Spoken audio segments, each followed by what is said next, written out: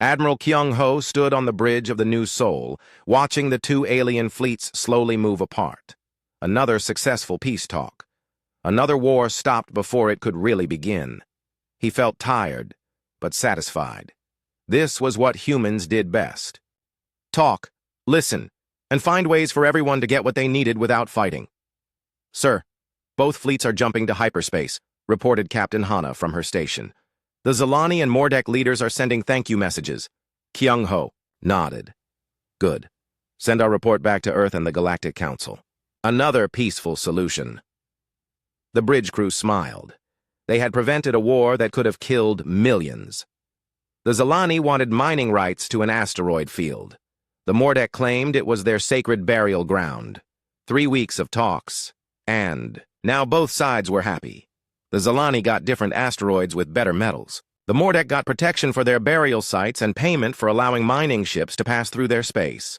Simple. Clean. No one died. This was the 47th war that humans had stopped in the past 5 years. The galaxy had learned to call humans when different species could not agree. Humans were good at listening. They were patient.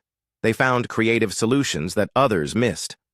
But some alien species thought humans were weak. Captain Hana walked over to the Admiral. She was young for her rank, but she had good instincts. Sir, can I speak freely? Always, Captain. The Galactic Council meeting last month, some of the members were talking about humans like we are just useful pets. Good for talking, but not much else. The Vorthak delegate called us soft mammals who hide behind words. Kyung-ho's jaw tightened slightly. He had heard similar comments. Many alien species saw humans as mediators and traders, but not as warriors. They thought humans were naturally peaceful, maybe even weak, if only they knew the truth. Captain, what do you know about the Terran Accord? Kyung-ho asked quietly. Hana frowned. Only basic stuff from the Academy, some kind of agreement Earth made when we first went to space. Details are classified above my level. Kyung-ho looked out at the stars. The Terran Accord is the reason aliens think we are weak. It is a promise that Earth made to itself. A promise that we would never again show the galaxy what humans are really capable of. Sir, Hana, before we went to space, humans fought wars. For thousands of years. We got very good at it. Too good. We nearly destroyed our own planet several times. When we finally made it to the stars, our leaders decided that the galaxy did not need to see that side of humanity. Hana stared at him. Are you saying we are pretending to be weak? Not weak. We are choosing to be peaceful. There is a difference. Kyung-ho turned to face her. Every human in the military knows basic fighting skills. But we learn much more than that. We study every war Earth ever fought, every strategy, every tactic. We learn it all, and then we choose not to use it. Why? Because once the galaxy sees what humans can do in a real war, they will never trust us again to make peace. Dr. Wu Jin entered the bridge carrying a datapad. He looked worried. Admiral, I have the latest reports from the outer colonies. The Vorthak Empire is moving again. Kyung-ho took the datapad. The Vorthak were different from most species. They did not want to trade or talk. They only wanted to conquer. In the past 50 years, they had taken over 12 different star systems. They enslaved the aliens they conquered and used them for entertainment in their fighting arenas. Where are they moving? Kyung-ho asked. Intelligence thinks they are heading toward the Kepler sector. That is where our newest colonies are, New Busan, Taejin Mining Station, and 3 smaller settlements. Hana stepped forward. Should we warn them?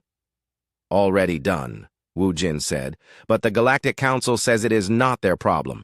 They say the outer colonies are too far from Council space to matter. Kyung-ho felt anger rise in his chest, but he pushed it down. This was exactly why the Terran Accord existed. Humans had to be better than their worst impulses. Send a message to the Vorthak leadership, he ordered. Tell them we want to talk. Maybe we can work out some kind of agreement. Hana looked doubtful. Sir, the Vorthak do not negotiate. They have never accepted a peace talk with anyone. Then this will be a first time. 3 days later, they got their answer. The Vorthak sent back a video message. It showed their leader, a massive creature with gray skin and too many teeth, laughing. Behind him, human prisoners from a captured trading ship were being forced to fight alien beasts for entertainment. Soft mammals. the Vorthak leader said in broken standard. "We do not talk, we take. Your colonies will make good slaves," the message ended. Kyung-ho stared at the blank screen for a long time. Around the bridge, his crew was silent.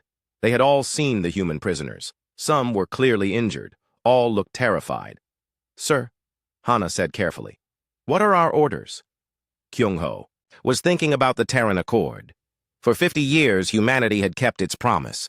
They had been peaceful. They had saved lives through diplomacy. They had built trust with dozens of alien species. But the Accord had one exception. One situation where it could be suspended.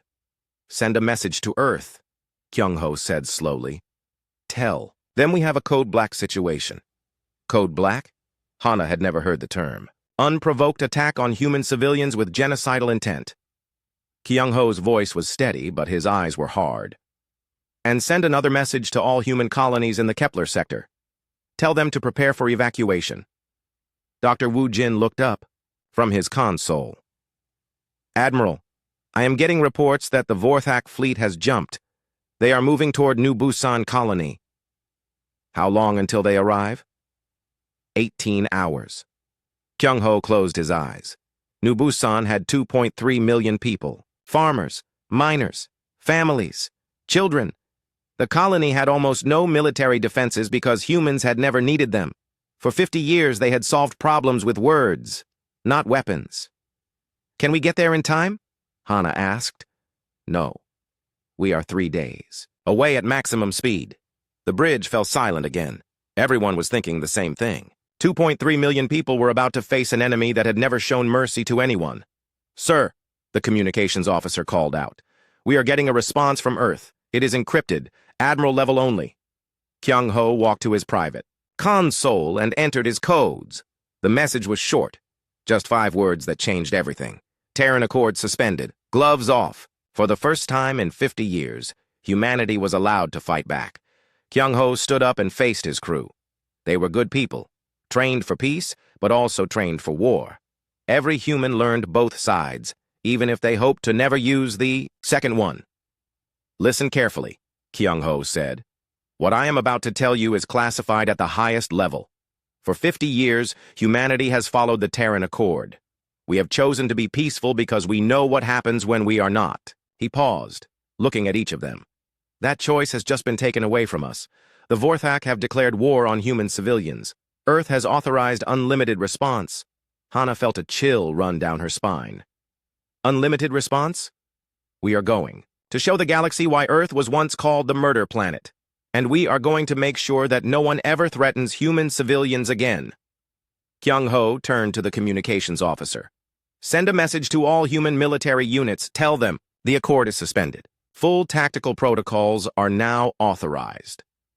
As the orders went out, Kyung-ho thought about what was coming. The galaxy had seen humans as peaceful mediators for 5 decades. They had no idea what humans could do when someone hurt their families. They were about to learn. The war had begun, and for the first time in 50 years, humans were going to fight back with everything they had learned in their long, bloody history. The Vorthak thought they were attacking weak prey. They were wrong. Jin Woo was helping his father fix the irrigation system when the sky turned red. At first, he thought it was just another sunrise on New Busan. The colony world had 3 suns, and sometimes they lined up to make pretty colors in the sky. But this red was different. It moved. "Dad, look up," Jin Woo said, pointing at the strange lights. His father, Dae-sung, dropped his tools and stared. He had been a soldier before becoming a farmer. He knew what he was seeing. "Ships," he whispered. "Military ships. The red lights were engines. Hundreds of them. A massive fleet was dropping out of hyperspace right above their planet. Jin Woo, run to the house. Get your mother and sister. We need to get to the emergency shelter." But Jin Woo stood frozen, watching the ships. They were huge, bigger than anything he had ever seen, and they were not human ships. The first bombs started falling 10 minutes later. New Busan colony had been built in a wide valley surrounded by mountains. 2.3 million people lived and worked there. Most were farmers, growing food to send to other human colonies. Some worked in the small factories that made farming equipment. It was a peaceful place where children played in fields of grain and families had picnics by the 3 rivers. The Vorthak destroyed it all in the first hour. They did not aim for military targets because there were no military targets. New Busan had no weapons, no shields, no defenses. It was exactly what it appeared to be, a farming colony full of families. That was exactly what the Vorthak wanted. Jinwoo made it to his house just as the second wave of bombs hit. The ground shook so hard that he fell down. Windows exploded. In the distance, he could see fire rising from the main city. "Mom, Sun-hee!" He called for his mother and younger sister. His mother, Young-ae, came running out of the house carrying Sun-hee, who was only 8 years old. "Jinwoo, thank goodness you are safe." "Where is Dad?" "He went to help the neighbors. We have to go to the shelter now." But when they reached the community shelter, they found it had been hit by bombs. The building was gone. Only a smoking hole remained. "The caves," Young-ae said. "We can hide in the caves in the mountains." They started running. All around them, other families were doing the same thing. People were screaming, crying, trying to carry children and old people to safety. The sky was full of smoke and fire. Then the Vorthak landing ships arrived. Jinwoo had seen pictures of Vorthak in school. They were big, with gray skin and sharp teeth. But seeing them in person was different. They were bigger than the pictures showed. Much bigger. And they moved wrong, like predators hunting for fun instead of food. The first Vorthak soldiers that came out of the landing ships were not carrying capture weapons. They were carrying killing weapons. "They are not trying to take prisoners," Young-ae whispered as they hid behind a broken building. "They are just killing everyone." But that was not true. After the first hour of killing, the Vorthak started taking some prisoners. They picked the youngest and strongest humans, children and teenagers mostly. Jinwoo watched in horror as Vorthak soldiers grabbed his friend Min-soo and threw him into a transport ship. Min-soo was screaming for help, but there was nothing anyone could do. "Why are they taking the kids?" Sun-hee whispered. Young-ae pulled her daughter closer. "I do not know, sweetheart." But Jinwoo knew. He had heard stories about what the Vorthak did to prisoners. They used them in fighting arenas for entertainment. They made them fight against alien beasts or each other while Vorthak crowds cheered. They were taking human children to use as toys. "We have to keep moving," Young-ae said. "The caves are not far." They started running again. Behind them, the city was burning. Ahead of them, Vorthak ships were landing near the mountain caves. Jinwoo realized they had nowhere to go. That was when they found Dae-sung. He was lying next to a destroyed transport truck, bleeding from his head. Next to him were 3 dead Vorthak soldiers and a smoking alien weapon. "Dad!" Jinwoo ran to his father. Dae-sung was still alive, but barely. "Jinwoo, you have to get away from here. We can carry you to the caves." "No!" Dae-sung grabbed his son's arm. "Listen to me. There is an emergency transmitter in our basement. You have to get to it. Send a message to the fleet. Tell them what happened here." "The fleet?" "The human fleet will come. But they need to know what the Vorthak did. They need to know that this was not a military attack. This was murder." Young-ae knelt down next to her husband. "Dae-sung, we are not leaving you. You have to, for the children." He looked at Jinwoo. "Promise me. Get to the transmitter. Tell them what you saw." Jinwoo promised. They left Dae-sung there. Jinwoo would regret it for the rest of his life, but they had no choice. The Vorthak were getting closer, and Sun-hee could not stop crying. It took them 6 hours to get back to their house. The bombing had stopped, but now Vorthak soldiers were walking through the ruins, looking for survivors. Most of the humans they found, they killed. But some they took away in transport ships. Jinwoo's house was still standing, but barely. The roof was gone and one wall had fallen down, but the basement was intact.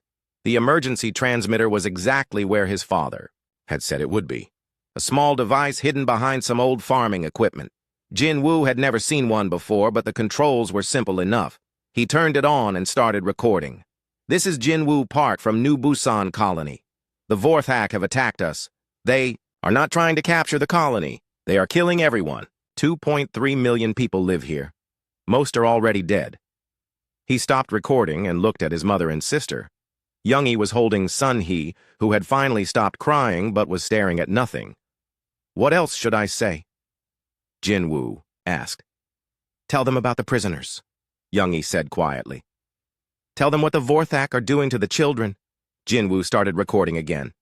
"They are taking prisoners, mostly children and teenagers. I think they are taking them to their arena ships. My friend Min-soo was taken. There were hundreds of others." He paused, trying to think of what else to say. "We tried to surrender. Some of the colony leaders put up white flags. The Vorthak killed them anyway. This is not a war, this is just murder." He sent the message and hoped someone would hear it. 3 days later, Vorthak Commander Gextal made his own broadcast to the entire galaxy. He stood on the bridge of his flagship, surrounded by the heads of New Busan's colony leaders. Behind him, human prisoners were being forced to fight alien beasts while Vorthak crowds cheered. "This is what happens to soft mammals who think they are safe in the galaxy," Gextal said in broken standard. "The Vorthak Empire takes what it wants. Your Galactic Council cannot stop us. Your human peacekeepers cannot stop us." He pointed at the fighting arena behind him, where a human teenager was trying to fight off a six-legged creature with poisonous claws. "These humans thought they were protected by their words and treaties. Now they fight for our entertainment. Soon all human colonies will provide slaves for our arenas." The broadcast ended. Within hours, every major news network in the galaxy was showing the footage. The Galactic Council called an emergency meeting. Alien species who had been friends with humans for decades demanded action, but the Council voted to do nothing. The Vorthak Empire was too powerful, they said. An attack on them might start a war that could destroy half the galaxy. "It is unfortunate what happened to the human colony," said the Council president, a tall alien with blue skin and no visible emotions. "But we cannot risk the safety of the entire galaxy for one species." The human representative, Ambassador Young Mai, stood up slowly. "Council President, I need to send a message to Earth immediately." "Of course, but I hope your government understands that the Council cannot help with this matter." Young Mi smiled, but it was not a happy smile. "Oh, we understand perfectly. Earth has already authorized our response." "What kind of response?" "The kind that will make sure this never happens again." Young Mai left the Council chamber and sent her message to Earth. It was very short. "Council refuses to act. Proceed with unlimited authorization." Back on New Busan, Jin-woo and his family were hiding in the ruins of their basement. They had no food and very little water. Vorthak patrols came by every few hours, still looking for survivors to take as prisoners. Jin-woo was starting to think they would die there when he heard something new. A sound in the sky that was not Vorthak engines. He climbed up through the broken roof of their house and looked up. Human ships. Dozens of them. More were arriving every minute. But these were not the cargo ships and medical vessels that usually visited New Busan. These were warships. Big ones. And they were moving in formation, like they knew exactly what they were doing. Jin-woo grabbed the emergency transmitter and sent another message. "This is Jin-woo Park. Human fleet has arrived at New Busan. We are still alive. We are hiding in the basement of house number 4472 in Sector 7. The response came back immediately. "Jin-woo Park, this is Admiral Kyung-ho of the human fleet. Stay where you are. We are coming to get you." Jin-woo started crying, not from fear this time, but from relief. The human fleet had come, and they were going to save the survivors. But looking at those warships, Jin-woo knew they were going to do more than just rescue people. They were going to make the Vorthak pay. General Subin had been retired for 15 years. She lived quietly on a small farm on Earth, growing vegetables and reading old books.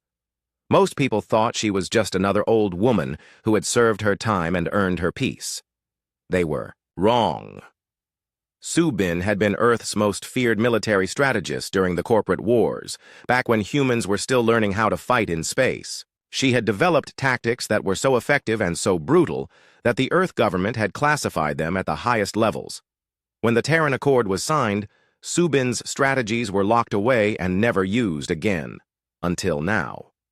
The call came at 3 in the morning, Earth time. Subin answered on the second ring because old soldiers never really sleep deeply. "General Subin, this is President Lee. We need you." Subin already knew why they were calling. She had seen the broadcasts from New Busan. She had watched Vorthak. Commander Gextal show off his human prisoners like trophies. How many survivors? She asked. Unknown. Maybe a few thousand out of 2.3 million. Subin closed her eyes. In her 40 years of military service, she had seen a lot of death. But this was different. This was not soldiers dying in battle. This was families being murdered for entertainment.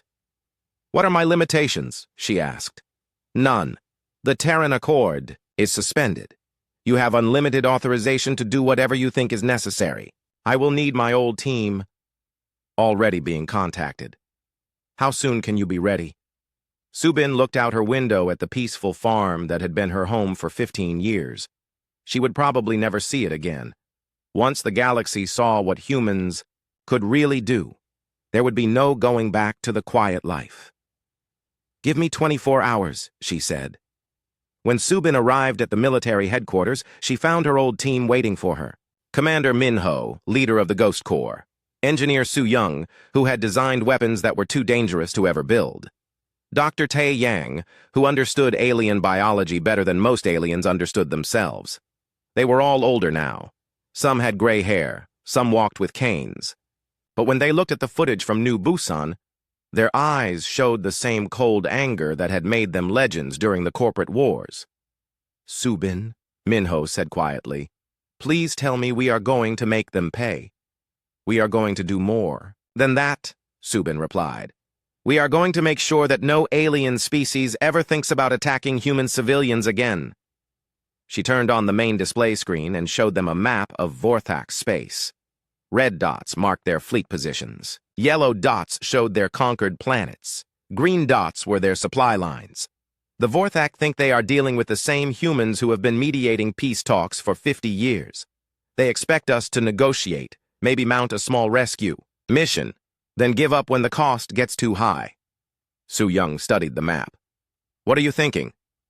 Total war. Complete destruction of their military capacity, and a demonstration that will be remembered for 1,000 years. Dr. Taeyang raised an eyebrow. The Galactic Council will not like that. The Galactic Council had their chance to stop this peacefully. They chose not to act. Subin's voice was ice cold. Now they get to see what happens when humans solve problems the old way. The first human attack came 3 days later.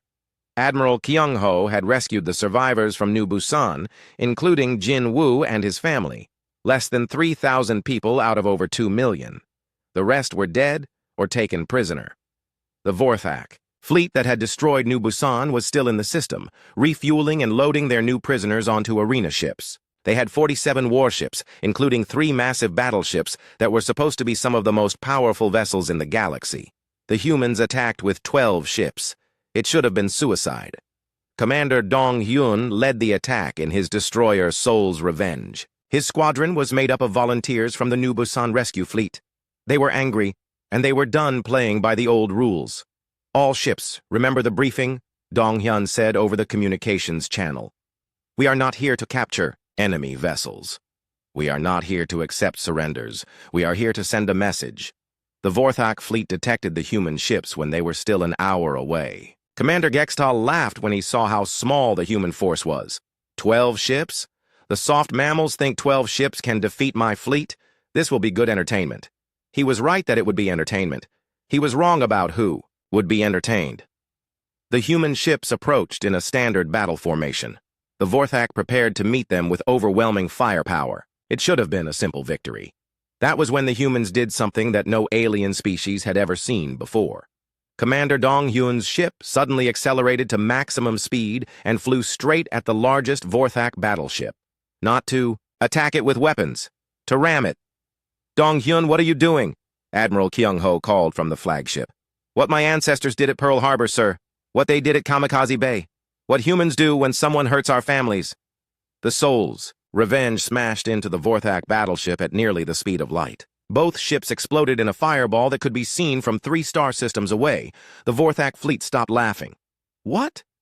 What did they just do? Gextal stared at the explosion. His science officer was checking sensor readings. Commander, the human ship deliberately crashed into our vessel. The crew made no attempt to escape.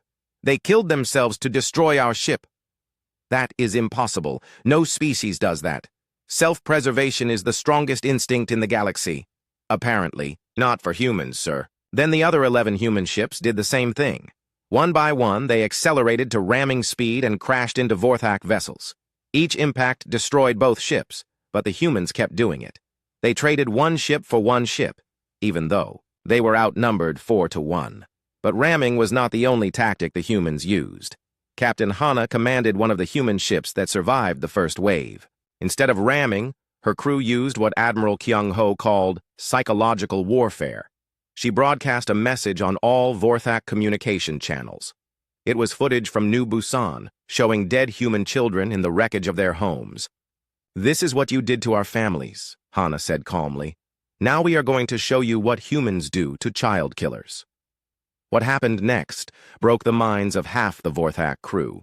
Human soldiers boarded the Vorthak ships, but they did not fight, like any soldiers the Vorthak had ever faced. They fought like demons. They ignored their own injuries. They kept attacking even when they should have been dead. Worse, they seemed to enjoy it. Private Young-ho had been a peaceful farmer before, joining the military. Now he was cutting through Vorthak soldiers with a combat knife, laughing while he did it.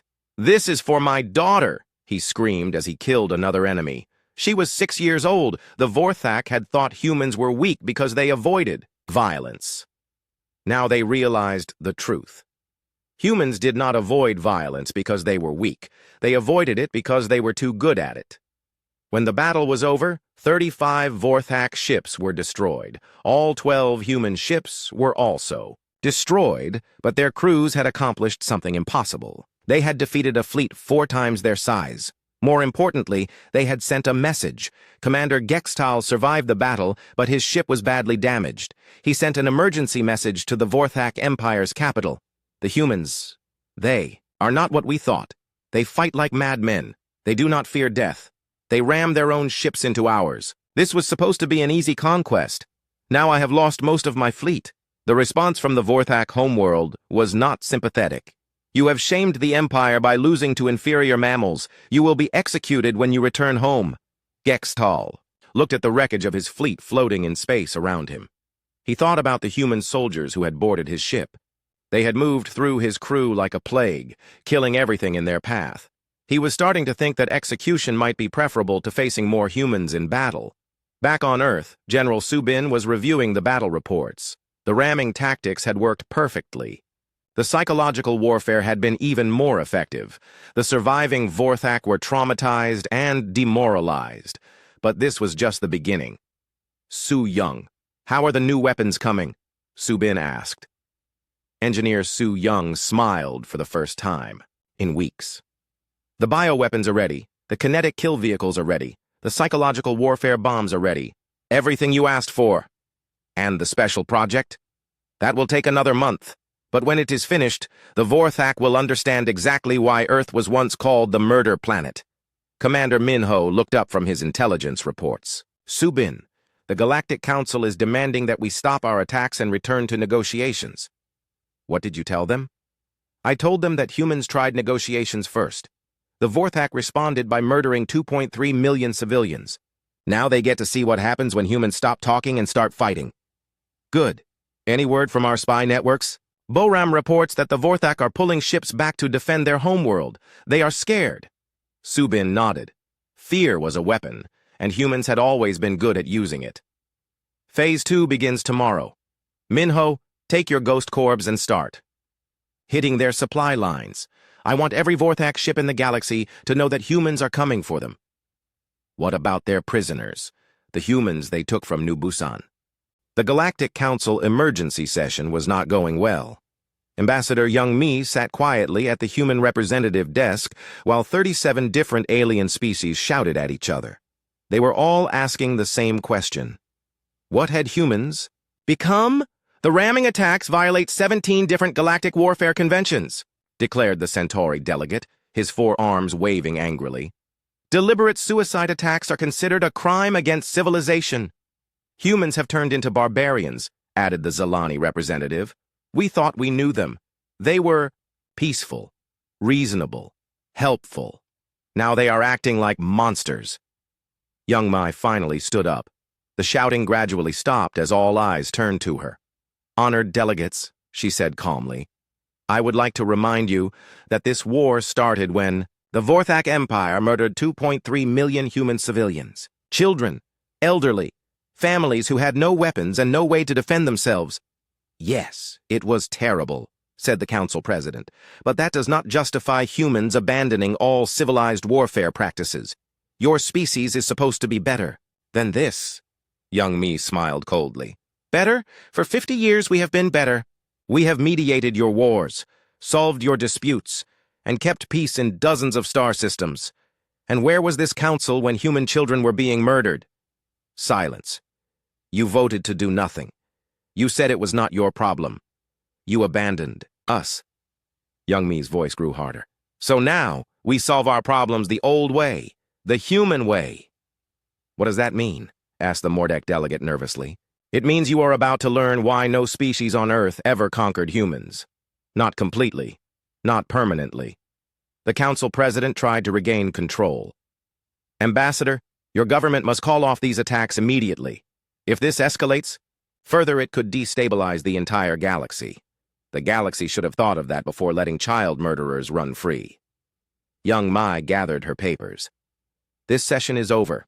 Humanity withdraws from the Galactic Council effective immediately. She walked out, leaving 37 alien species staring at each other in shock. Meanwhile, 3 star systems away, Commander Minho was proving that humans had learned some very unpleasant lessons during their long history of warfare. The Ghost Corps was a unit that officially did not exist. For 50 years, they had operated in secret, gathering intelligence and handling problems that required extreme solutions. They were the best soldiers humanity had ever produced, trained in every form of combat that humans had ever invented. Most importantly, they knew how to think like their enemies. Minho studied the holographic display showing a Vorthak supply. Convoy. 23 cargo ships carrying food, weapons, and fuel to Vorthak fleets. They were protected by 8 warships and traveling through supposedly safe space. Su Young's new weapons arrived this morning, reported his second-in-command, Major Hyunwoo. The psychological warfare bombs are ready for testing. Good. What about the prisoners? Intelligence confirms that the convoy is carrying over 400 human prisoners from New Busan. They are being transported to the Vorthak homeworld for the Grand Arena. Minho felt his jaw tighten.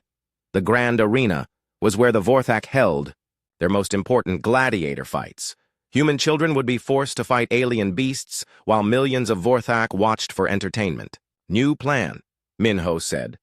We save the prisoners first, then we test the new weapons. The attack began 6 hours later. The Ghost Corps used captured Vorthak ships to approach the convoy.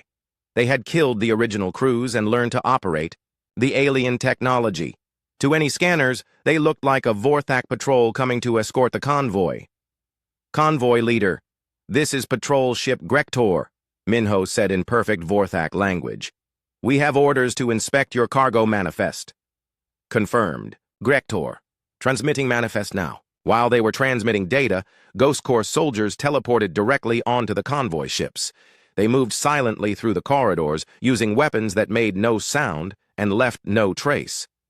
The Vorthak crews died without knowing they were under attack. But rescuing the prisoners was only the first part of the mission. When the convoy failed to report in, the nearest Vorthak fleet came to investigate. They found the cargo ships drifting in space, apparently abandoned. Search the ships, ordered Fleet Commander Zexgoth. Find out what happened to the crews. The boarding parties found empty ships. No bodies, no signs of fighting, no indication of what had happened. It was as if the crews had simply vanished. That was when the psychological warfare bombs went off. Dr. Tae Yang had designed them specifically to target Vorthak brain chemistry.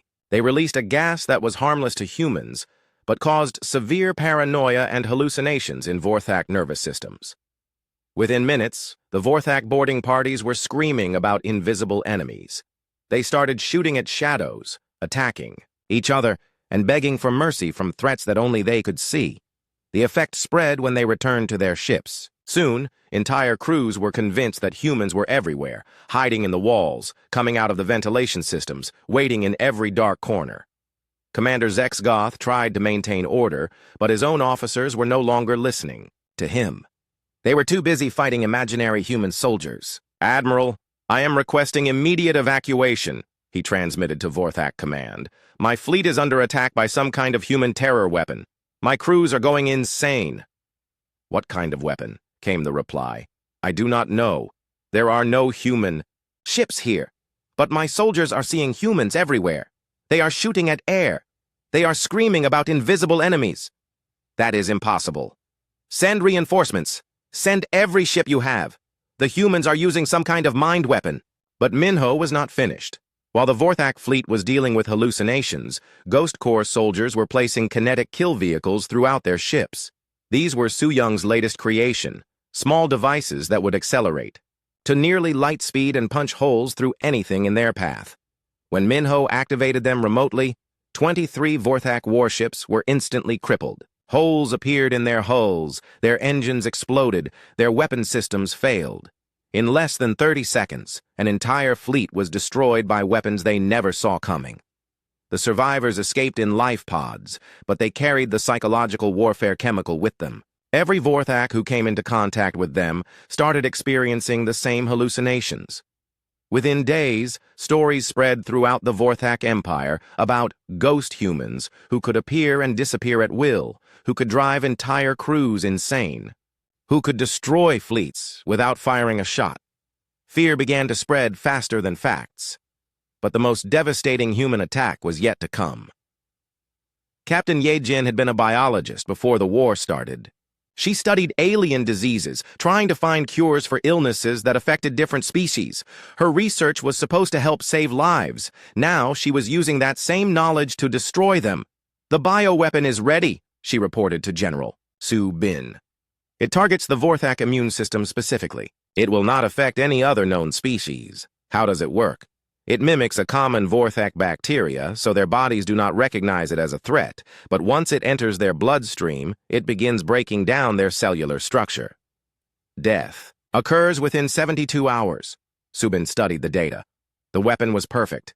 It would kill only Vorthak, leaving other species completely unaffected. It could be delivered through their air systems, their food supply, or even through contact with infected surfaces." "What about a cure?" "There is no cure. Once infected, death is inevitable." Ye Jin paused. "General, are you sure we want to use this? It could kill millions." Subin thought about the children of New Busan, about the human prisoners being forced to fight in alien arenas for entertainment, about the Galactic Council refusing to help because it was not convenient for them. "They chose to make this a war of extermination," she said finally. "We are simply better at it than they are." The bioweapon was deployed 3 days later. Ghost Corps soldiers infiltrated the Vorthak homeworld and released the weapon into the water supply of their largest city. Within hours, millions of Vorthak were infected. Within 3 days, they were all dead. But the humans were not finished. The weapon had been engineered to spread. Every Vorthak who left the homeworld carried it with them to other planets. Soon, the infection was spreading throughout the entire Vorthak Empire. Panic set in. Vorthak fleets abandoned their conquered territories and rushed home to help with the crisis. But there was nothing they could do.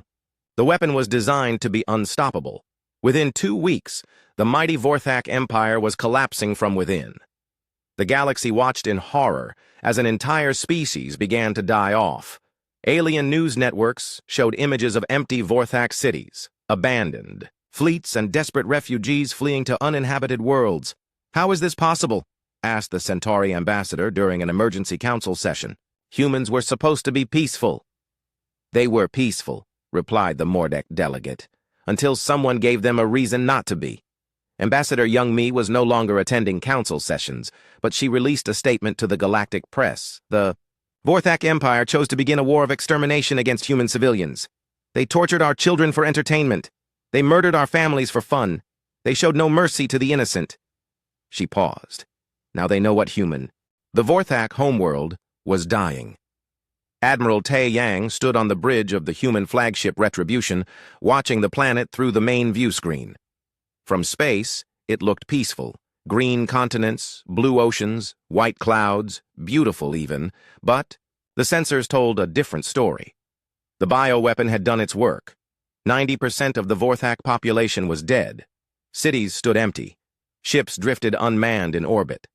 An entire civilization was collapsing. "Sir, we are receiving a transmission from the planet's surface," reported Communications Officer Bo Ram.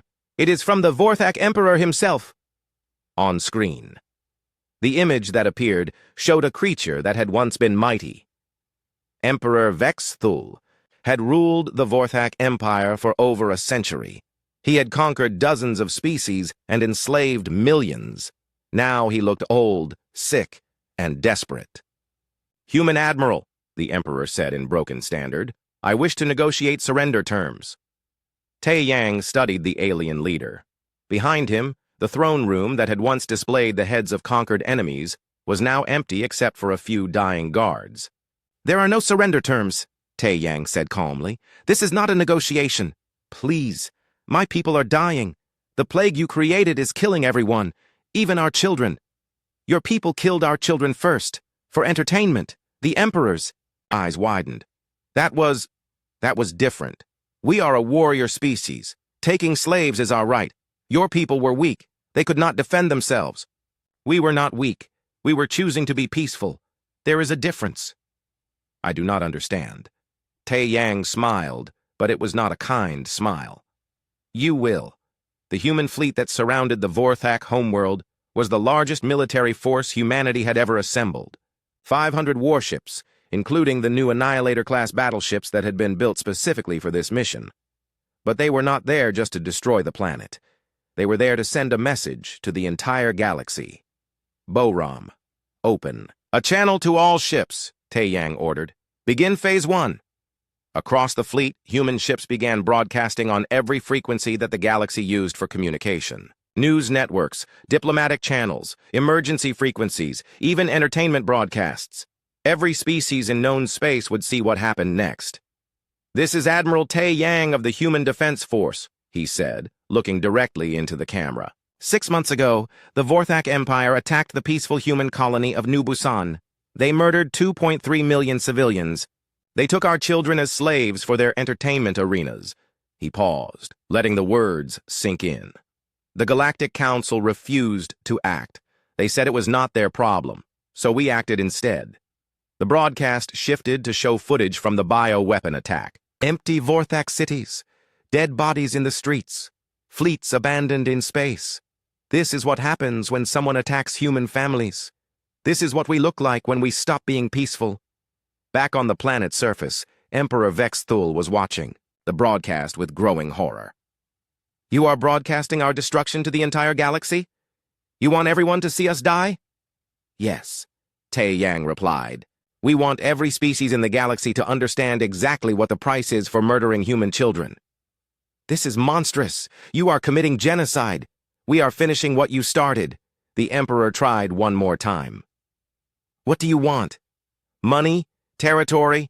We can give you entire star systems. We want our prisoners back, all of them. Every human you took from New Busan.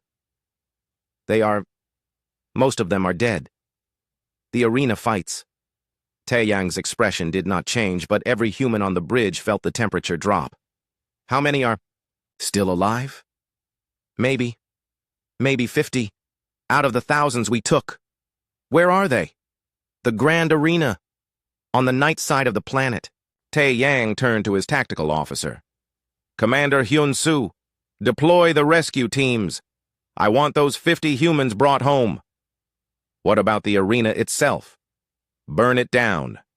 The rescue mission was led by Commander Min Ho and his Ghost Corps. They had been waiting for this moment for months. Every one of them had seen the footage of human children being forced to fight alien beasts for Vorthak entertainment. The Grand Arena was a massive structure that could hold 2 million spectators. It was where the Vorthak Empire held its most important gladiator fights.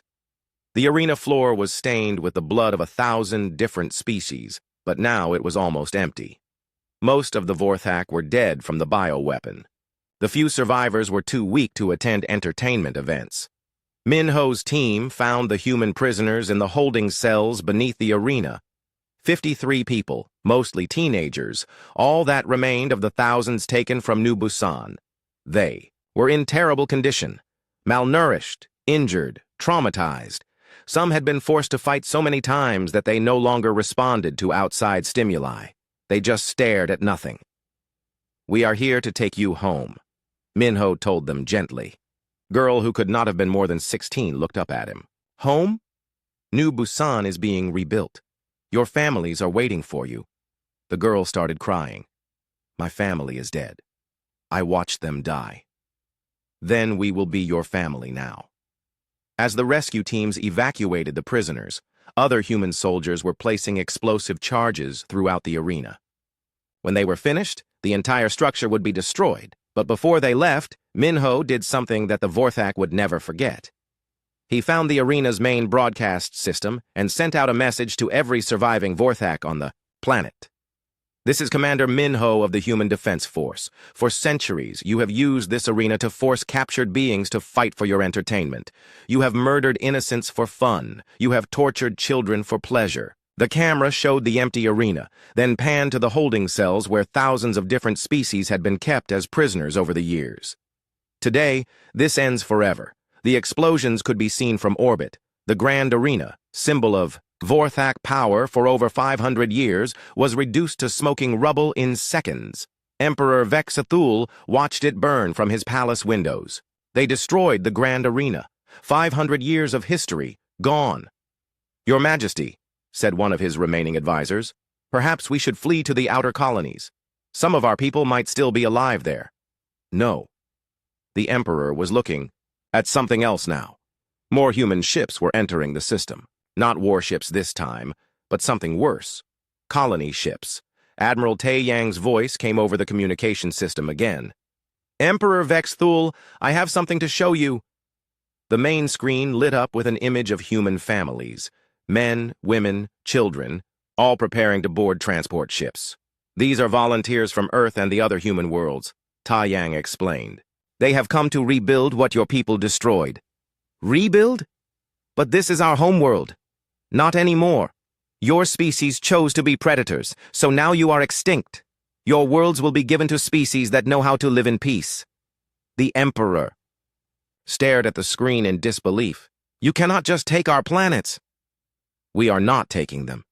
We are liberating them. Every species you enslaved, every world you conquered, they are all free now, and they all know who freed them." This was the final part of humanity's plan. They had not just destroyed the Vorthak Empire. They had also saved everyone the Vorthak had oppressed. Across the former Vorthak territory, human fleets were arriving at enslaved worlds. They were breaking chains, opening prison camps, and telling entire species that they were free. The response was overwhelming. Millions of aliens who had lived as slaves for generations were suddenly free, and they all knew that humans had freed them. "The galaxy will remember this day," Taeyang told the dying emperor. "They will remember that when someone needed help, when innocent people were being murdered and enslaved, it was humans who came to the rescue. And they will also remember what happens to species that murder human children." Emperor Vexathul's final transmission was broadcast across the galaxy. He sat alone in his empty throne room, dying from the bioweapon like the rest of his people. "I do not understand humans," he said weakly. "You could have negotiated. You could have asked for tribute. You could have taken territory. But instead, you chose to destroy us completely." He coughed, and blood came up. "We thought you were weak because you preferred peace. We thought your kindness was weakness. We were wrong." He looked directly into the camera. "To any species watching this, do not make our mistake. Humans are not weak. They are choosing to be kind. But if you hurt their families..." He died before he could finish the sentence. But the galaxy understood his message perfectly. Back on the human flagship, Admiral Taeyang was receiving reports from across former Vorthak space. Every enslaved world had been liberated. Every prison camp had been opened. Every alien species that had suffered under Vorthak rule was now free. "Sir, the last Vorthak fleet has surrendered," reported Commander Hyun-Soo. "What are your orders?" Taeyang thought about the children of New Busan, about the human prisoners who had died in alien arenas, about the choice his species had made to abandon 50 years of peaceful policy, release the survivors on an uninhabited world with basic supplies, let them try to rebuild their species if they can. But make sure they understand. If any Vorthak ever attacks a human civilian again, we will finish what we started today. And if other species threaten us, then they will learn the same lesson. Tae Yang looked out at the stars. Somewhere out there, the galaxy was talking about what humans had done. Some species woe. 1 year later, Ambassador Young Mi stood before the rebuilt Galactic Council. The chamber looked the same as before, but everything had changed. The representatives who had once dismissed humans as useful but unremarkable now watched her with a mixture of respect, fear, and uncertainty. "Honored delegates," she began, "I have come to discuss humanity's return to the Galactic Council." The silence was deafening. 37 different species, and none of them seemed to know what to say. Finally, the council president spoke. He was a different alien than before. The previous president had resigned in shame after the Vorthak crisis. "Ambassador Young Mi, the council has been discussing this matter for several months. There are concerns about humanity's recent actions." "What kind of concerns?" The Centauri delegate raised one of his 4 hands.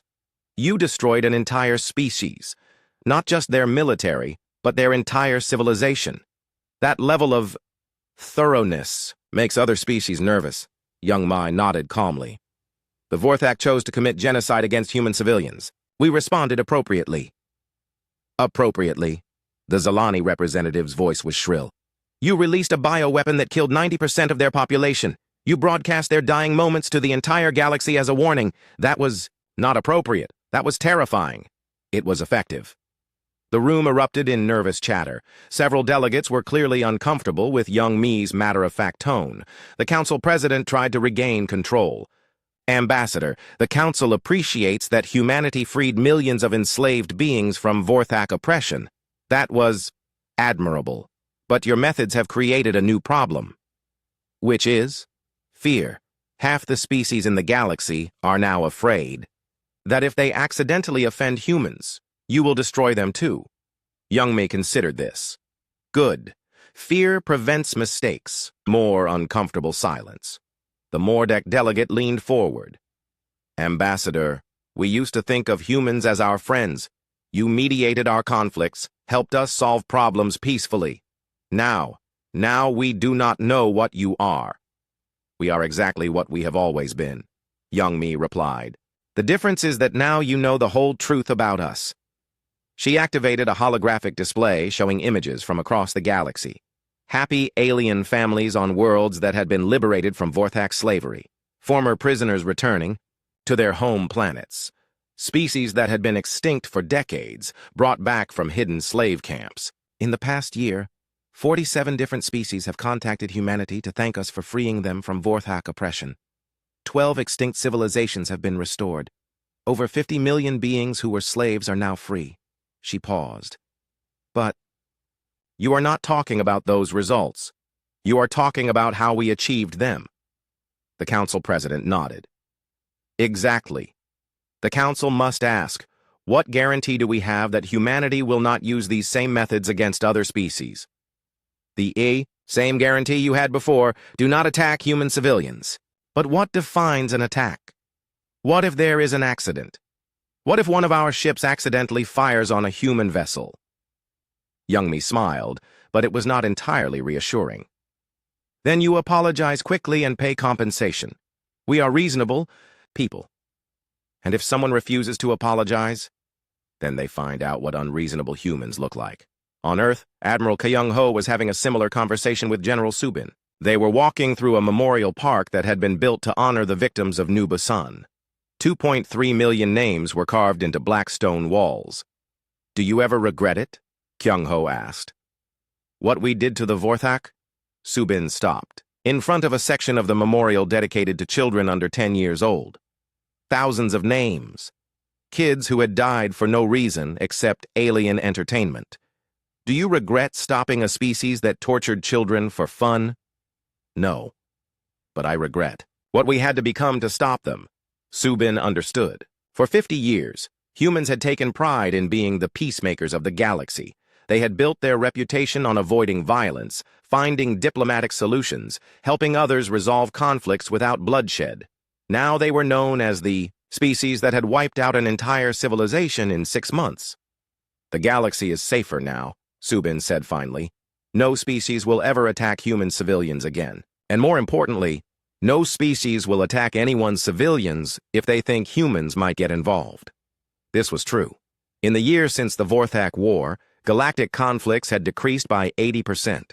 Species that might have gone to war instead chose to negotiate, partly because they remembered that humans were available to mediate, but mostly because they were afraid of what might happen if humans decided that one side deserved to be extinct. But at what cost? Kyung-ho asked. We used to be trusted, now we are feared. Maybe that is better. Trust can be betrayed. Fear lasts forever. They walked past a playground where human and alien children were playing together. Many of the alien children were refugees from former Vorthak slave worlds. Their families had been given new homes on human colonies. One alien child, a young Zalani girl named Trix, ran up to them. General Subin, Admiral Kyung-ho, look what I drew. She held up a picture showing human spaceships rescuing alien families from a burning planet. At the bottom, she had written, "Thank you for saving us," in both Zalani and Standard. Subin knelt down to the child's level. It is a beautiful picture, Trix. My mom says humans are heroes. She says you saved us from the bad monsters. After Trix ran back to her friends, Kyung-ho and Subin continued their walk in silence. Maybe she is right, Kyung-ho said eventually. Maybe we are heroes. Or maybe we are monsters who happen to be fighting worse monsters. Does it matter? Subin thought about that question for a long time.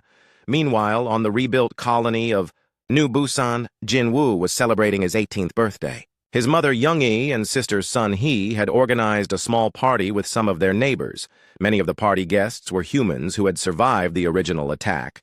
Others were aliens who had been freed from Vorthak's slave camps and chose to settle on New Busan. They had become an extended family of sorts, bound together by shared trauma and survival. Make a wish, Sun-hee said as Jin-woo prepared to blow out his birthday candles.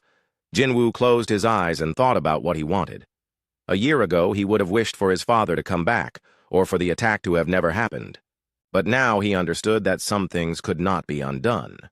Instead, he wished for something simpler, that no other children would ever have to watch their families die the way he had. When he opened his eyes, he saw that everyone at the party was looking at him expectantly. What did you wish for? Asked Kex, a young Mordek whose family had been enslaved by the Vorthak for 30 years before humans freed them. I wish that humans would always protect people who cannot protect themselves.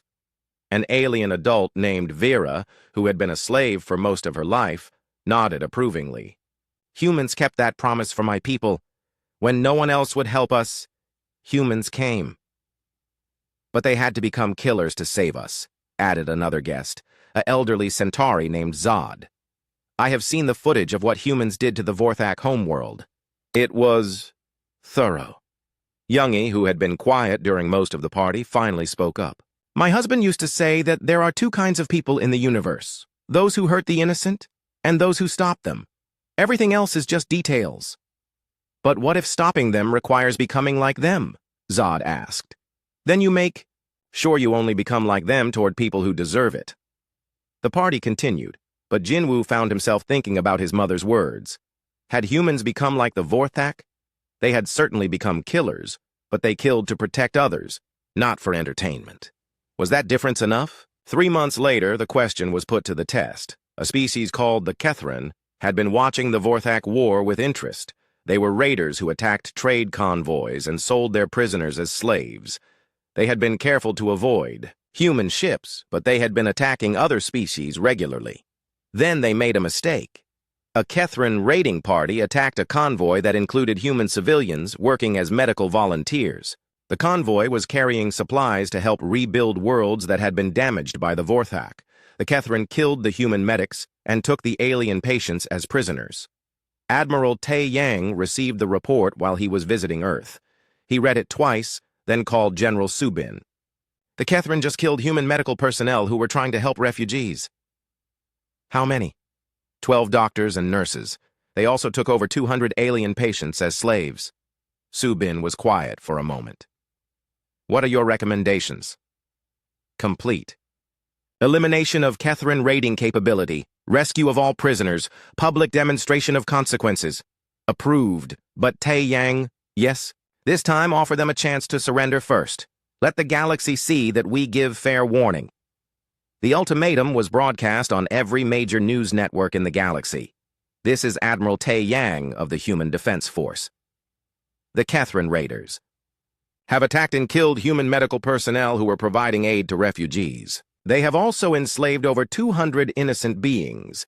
His image appeared on screens across dozens of star systems. The Catherine have 48 hours to release all prisoners and surrender their raiding fleets.